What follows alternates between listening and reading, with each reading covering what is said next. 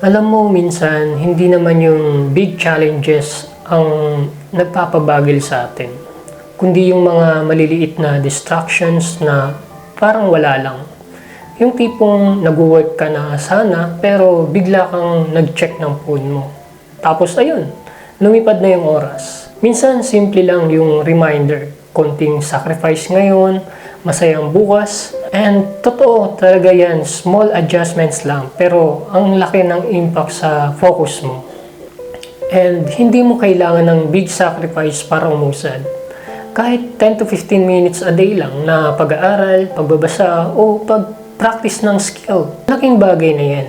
Parang slow drip, maliit pero consistent. Pag pinagsama-sama mo yung maliit na effort, bigla mo lang na mapapansin, uy, ang dami ko na palang natutunan. Yung quiet progress na sobrang powerful.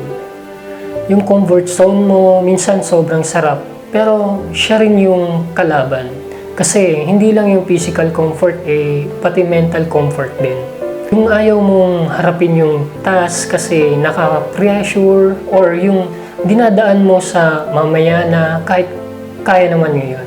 Hindi mo mapapansin sa isang araw, pero sa long run, yan yung bumabawas sa growth mo. Try mo rin mag-set ng simple routine. Sa umaga, piliin mo muna yung task na pinakaayaw mo para mawala na agad sa isip mo. Sa tanghali, pause ka.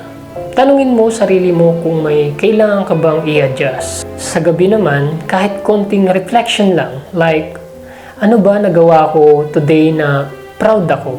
Hindi kailangan ng perfect. Ang mahalaga, consistent. Yung tipong kahit isang hard thing per day. So ngayon, tanungin mo sarili mo, ano ba yung small sacrifice na pwede mong gawin today? Kasi minsan, hindi mo kailangan baguhin buong buhay mo. Minsan, isang desisyon araw-araw lang. Choose growth kahit uncomfortable. Choose discipline kahit hindi madali. Kasi yung future mo, nagsisimula talaga sa mga choices mo araw-araw. Kaya go lang. Baby steps pero tuloy-tuloy.